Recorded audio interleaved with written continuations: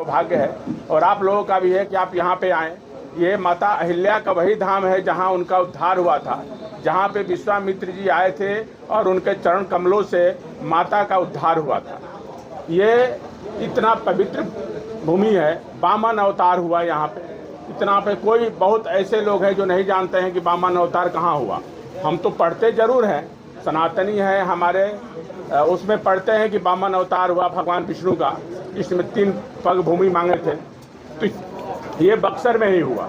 लेकिन उस बक्सर के धरोहर को और वामन अवतार को आज तक उसको बताने, आज भी मंदिर है लेकिन वो जेल परिसर के अंदर है। आज तक ये कोई नहीं कहा। जो भी यहाँ आते हैं वो सनातनी है और अपना उसी तरह से ढोंग रचते हैं दिखाने के लिए कि नहीं हम सनातनी हैं, हम उसी की तरह लोग चोला पहनते हैं, उसी तरह से करते हैं। लेकिन बक्सर की लड़ाई में उनका थोड़ा सा भी कोई नहीं है। आज हमारा बक्सर जो आज से 40 साल पुराना बक्सर हमारा उम्र हो गया लगभग, वही बक्सर आज भी है। कोई बक्सर का डेवलपमेंट नहीं हुआ। महर्षि च्यवन ऋषि चौसा में आप जाइए, हम वही प्रोग्राम किए थे, वहाँ भी कुछ भी नहीं हुआ है।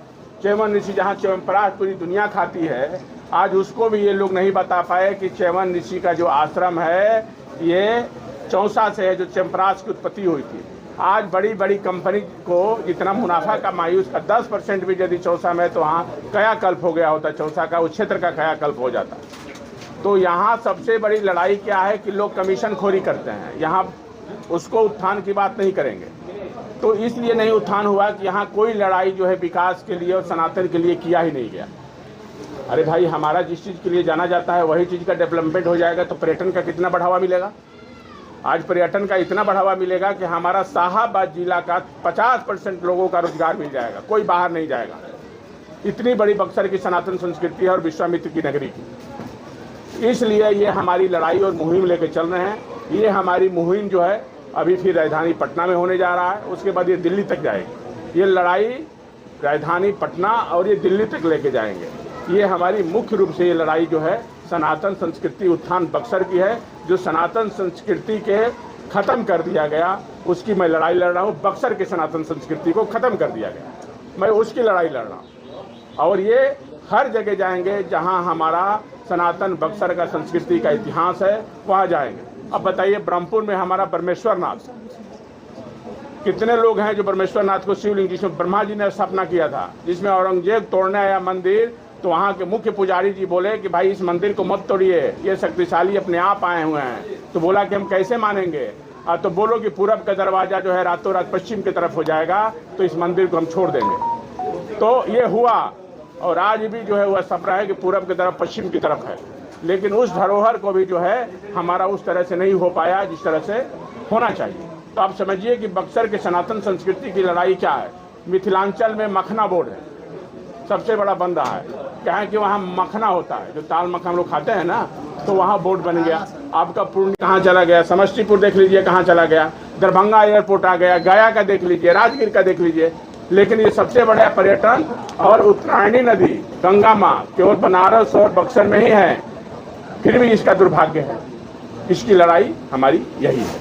लेकिन बक्सर सर एक ऐतिहासिक जगह है जहाँ श्री रामचंद्र जी पधार चुके हैं जी, धर्म की नगरी है। जब जब इलेक्शन आता है बक्सर हॉट केक बन जाता है नेताओं के लिए, जो आते हैं बक्सर का सुमिरन करते हैं, देवी देवता की बात करते हैं और वोट लेते हैं। इसीलिए तो हमारी लड़ाई है कि बक्सर की जनता जग चुकी है, अब वो कुछ मानने वाली नहीं है। सबका मुंह जो है बदल गया है। बक्सर की जनता जाग चुकी है, अब वो नहीं होने देगी बक्सर की जनता। एक सवाल है कि आपने कहा कि हम सनातन की बात कर रहे हैं, तो क्या आप सनातन की बात कर रहे हैं या किसी पार्टी विशेष का समर्थन? नहीं, पार्टी विशेष की समर्थन नहीं कर रहे हैं। आप एक बात को समझिए, हम बक्सर की लड़ाई जो है इसलिए लड़ रहे हैं। बक्सर किसके लिए जाना जाता है? सनातन संस्कृति के लिए बक्सर जाना जाता है।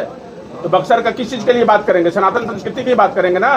बक्सर का नेतृत्व करने वाला, बक्सर के नाम पे, सनातन के नाम पे जीतने वाला, बक्सर का विकास नहीं किया, तो इसका विरोध करने का बक्सर वासी होने के नाते ये हमारा धर्म और कर्तव्य है, उसका विरोध करेंगे। अब हम लोग जग चुके हैं, अब अपनी लड़ाई हम अपने खुद लड़ेंगे। ये जो लड़ाई है सर, ये राजनीतिक रूप भी लेगा? नहीं, अभी नहीं। अभी सनातन संस्कृति, मैं पहले भी बोल चुका हूँ, कोई राजनीतिक नहीं है। हमारी लड़ाई जो है सनातन संस्कृति बक्सर उत्थान की लड़ाई है। ये जहाँ जहाँ हमारा सनातन संस्कृति कमजोर हुआ है बक्सर का, उसकी लड़ाई विश्वामित्र सेना लड़ेगी। उसकी लड़ाई है। सरकार में भाजपा के संसद थे, हाँ? सरकार में जो है भाजपा के संसद थे, तो क्या लगता है कि बक्सर में विकास तो अरे तो हम तो कह ही रहे हैं बाबू, ये बात तो मैं बोल ही रहा हूँ कि जो भी यहाँ नाम नहीं लेंगे, जो भी नेतृत्व करने वाले लोग हैं, जो लंबा समय तक नेतृत्व करे, कोई भी हो, जो भी किया, वो बक्सर का उत्थान नहीं किया, बक्सर को विनाश करके छोड़ दिया। इसका क्या कारण है? अच्छा सर, बिखरे विरासत को संवारने में पहला प्राथमिकता क्या होगी, किस पर ज्यादा फोकस की जाएगी? पहले पर विश्वामित्र नगरी महर्षि विश्वामित्र कॉरिडोर बनाएंगे और सारे विरासत को, पहले तो हमारा ये काम है कि जितना हमारा बक्सर का सनातन संस्कृति का इतिहास है, वहाँ पहले विश्वामित्र सेना जाएगी हर जगह, उसकी उत्थान करेगी बक्सर की जनता के साथ और उसको विश्व पटल पे लाएगी। पहले अभी तो आपका प्रदेश सुना है, अभी देश सुनेगा और यहाँ आके लड़ाई लड़नी पड़ेगी। यहाँ मंदिर बनेगा, भव्य मंदिर बनेगा, यहाँ एयरपोर्ट भी बनेगा, यहाँ बक्सर को वही जो अयोध्या का इतिहास है वही बक्सर का भी मिलेगा। एक मिनट सर, अति पवित्र नगरी है सर बक्सर की। को इस पर ज्ञापन दिए हैं आपने? हाँ, ज्ञापन दिए हैं कि यहाँ का विकास के लिए, सनातन धर्म के लिए नहीं, विश्वामित्र बक्सर सनातन संस्कृति की जो आप बात कर रहे हैं, तो बक्सर का इतिहास जो है हर देश की जनता, प्रधानमंत्री से लेकर जो भी हैं, सब जानते हैं कि बक्सर किस लिए जाना जाता है। ज्ञापन उसको दिया जाता है जिसकी जानकारी किसी चीज़ की नहीं होती है, कोई नया चीज़ है। जैसे मिथिलांचल की जानकारी नहीं है, बाद में चला कि मखना बोर्ड बना तो मखना के खाने लगे तो मखना बोर्ड बन गया। बक्सर की सनातन संस्कृति जो है पूरा विश्व में लोग जानते हैं, लेकिन इसको उठाने वाले कोई नहीं था। तब ना, मान लीजिए हम घर के मुखिया हैं, यदि घर के बारे में हमको कोई नहीं बताएगा तो हमको कैसे पता चलेगा कि हमारे घर का कौन सदस्य कैसा बिगड़ा हुआ है? तब ना उस पर लगाम कसेंगे। ये लड़ाई है। लेकिन सर, अभी आप भरे मन से योगी जी और मोदी जी का नाम ले रहे थे, लेकिन इसके पूर्व में तो उन्हीं का सांसद थे।